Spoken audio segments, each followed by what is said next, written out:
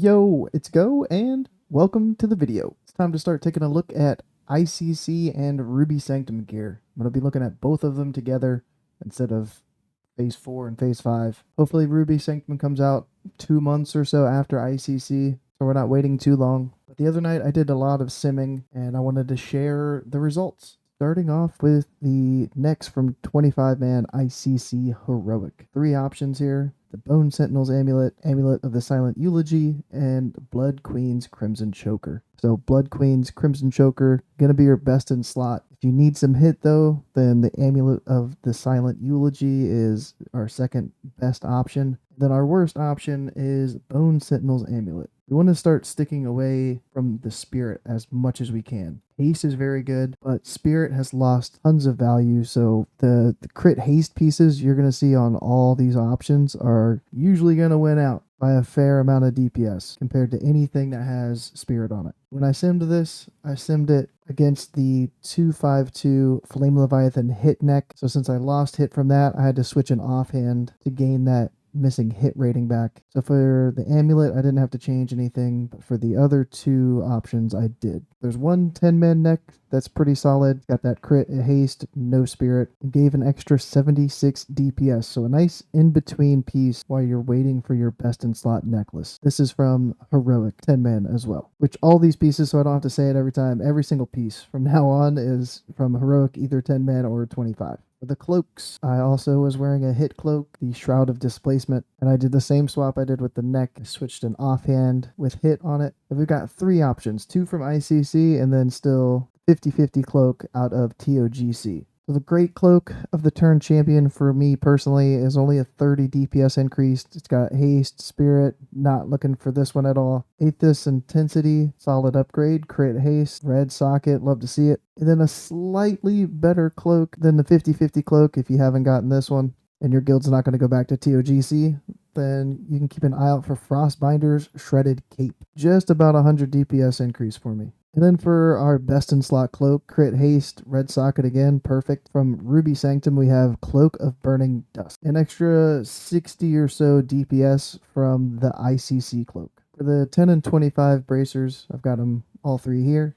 I simmed these from my Bejeweled Wizards bracers, the crafted BOE 245 bracers. So from the 10-man, we've got the Ether Soaked bracers, hit, haste, not really that much hit. So for these, I don't see myself ever getting them, but maybe some people would need a bracer or need some hit and they're running 10-man. Ladies Brittle bracers, 14 more hit than those 10-man, a lot of crit on them, pretty solid option there. And then we've got some leather braces that have crit and spirit on them. So a lot more DPS than the ones I currently have.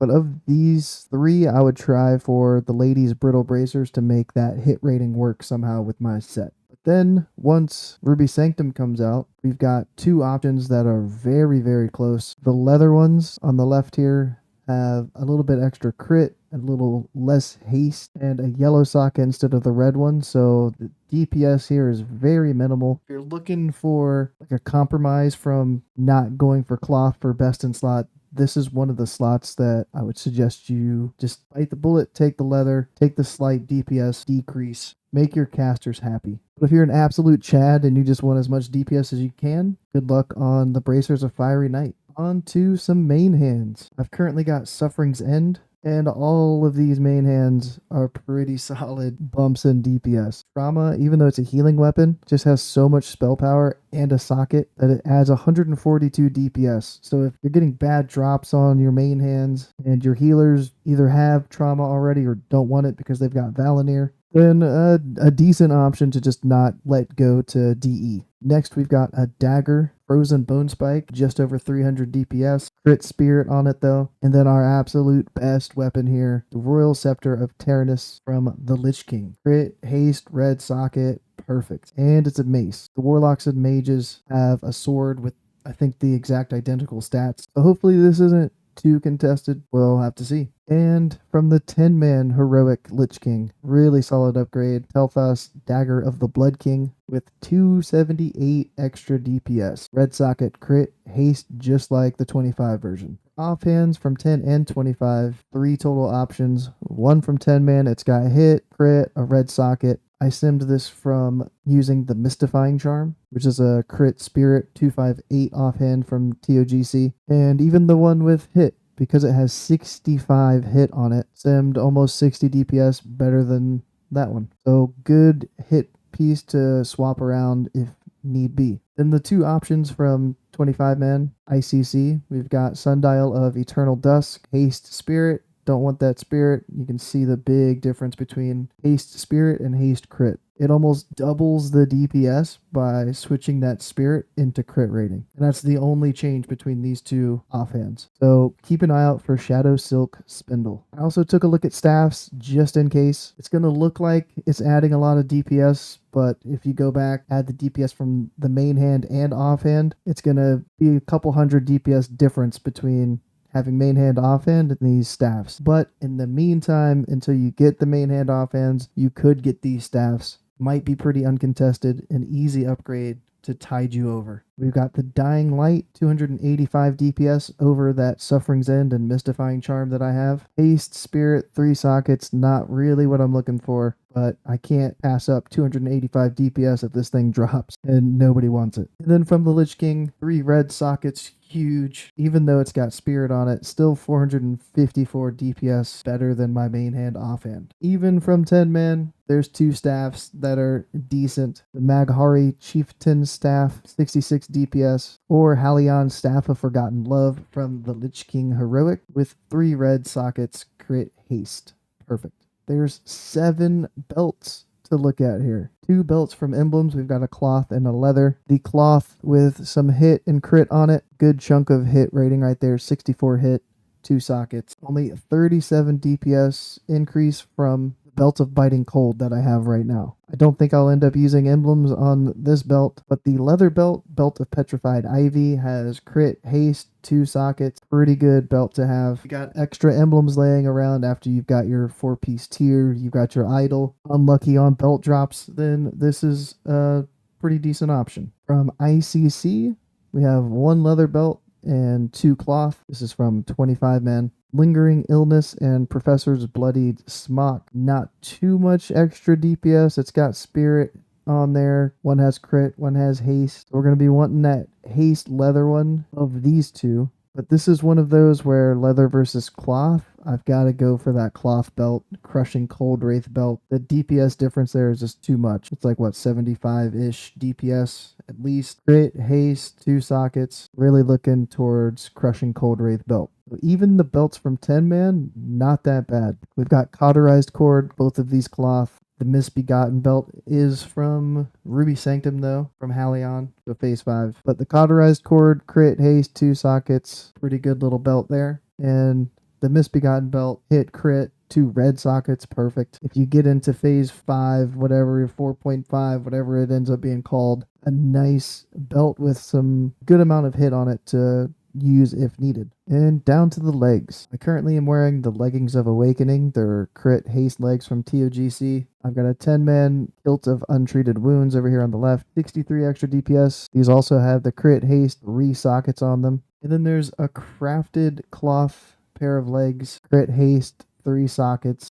Mats for these are probably going to be pretty expensive, so I'm not looking at getting those, but maybe the 10-man legs. But eventually I want to get some legs with hit from 25-man. So this will be the off piece, the legs. I'll have tier, helm, shoulders, chest, and gloves. And then to get to my hit cap, I plan on getting the Plaguebringer's Stained Pants. 104 hit, some haste, 3 sockets in there. Really strong legs. The leather pair of legs, haste, spirit, only 34 extra DPS from my 258 legs. So the leather of Stitched Scourge parts, not too keen on those. For the boots, I currently am wearing boots of the Harsh Winter, crit spirit, same thing as these Sandals of Consecration, but these are crafted, BOE, only 12 extra DPS. For me personally, not worth it at all. And then the leather version, haste spirit instead of crit spirit, 7 DPS. Again, these not really worth it at all. If you're a new boomy, these are perfect, lightly better than what you can find in TOGC.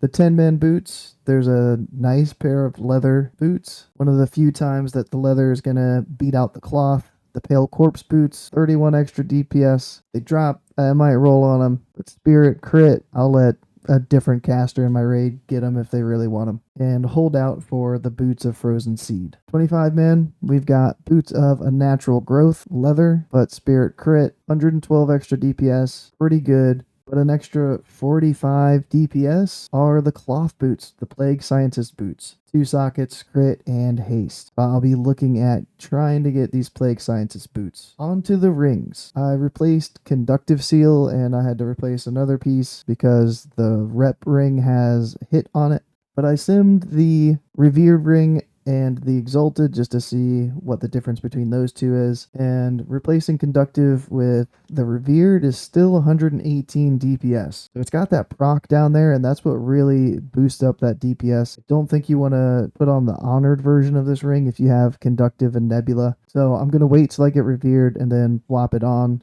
And then getting to Exalted adds an extra socket and an extra 48 or so DPS. Some 10-man rings. Also, I replaced Conductive Seal with this for the sim test. Crit haste or red socket though, 100 plus DPS from 10-man. Make sure to be running those 10-mans. And then one from Ruby Sanctum. A lot of hit on there, 56 hit, a little bit of crit, and a nice little red socket. So if Ruby Sanctum comes out, you're still looking for a nice ring upgrade, keep an eye out for Savannah's Tribute. 25 man has lots of rings as well. There's 2 hit options. Loop of the Endless Labyrinth, crit and hit on there. And then Valinar's other signet ring. We've got hit and haste on this one. But 2 decent little rings here. Pair with your rep ring. Now, other rings that don't have hit got 2 options that are decent. Ring of Maddening Whispers and Memory of Malagos. Haste Spirit, Crit Spirit. But our best in slot ring to pair with the Exalted rep ring is the Ring of Rapid Ascent. 161 extra DPS from Conductive Seal. A socket and crit haste on there. The final thing I simmed were the trinkets. There's 2 of them from 25-man ICC. I threw in the one from Ruby Sanctum on here as well. And I compared it to upgrading from Flare of the Heavens or Reign of the Dead. So they're on opposite sides here, but the Dislodged Foreign Object and Charred Twilight Scale from Ruby Sanctum are very, very close. Depending on when I'm simming, a lot of times it's only like a 5 DPS difference, and sometimes it's dislodged for an object that has that extra 5 DPS on it. So those 2 are pretty much equal in my eyes, but the absolute best trinket for us is Phylactery of the Nameless Lich from Sendragosa. 3.75% crit on there, and then each time one of your spells deals periodic damage, you have a chance to gain 1207 spell power for 20 seconds. Absolutely insane trinket. This thing's gonna have some pretty high prio for me. Now there's one 10-man trinket I wanted to point out, Moradin's Spyglass. It is 69 extra DPS over the Flare, 10 DPS loss over Rain. If you're unlucky with your trinkets and you don't have Rain, then you can upgrade your Flare or any other trinket that you might have for Moradin Spyglass. So I will have a couple links down below. There's going to be one link with the gear that I used to sim in case I forgot to mention it during one of the sections or you just want to see the overall set that I had. And I will also link the best in slot set that I have from all of the gear that's available in Wrath. So all the ICC Ruby Sanctum gear, I'll have a link to that with all of the sim settings that I've used. So it's going to be a link to the actual sim itself. So you can see what I had for Demonic Pact, talents, glyphs, rotation, Moonfire, Insect Swarm uptime, all of that. So that'll be down there. Check it out if you want to. I'm going to be doing more simming. I've got to sim tier differences going from 2-piece, 2-piece to 4-piece, 4-piece. There's all these different eye levels in the new gear too. So I'm going to try to figure out when's the best time to make that swap to 2-piece tier 10 and then 4-piece tier 10. Keep an eye out. Thanks for watching. If you've got any extra things to add from simming that you've done, let me know.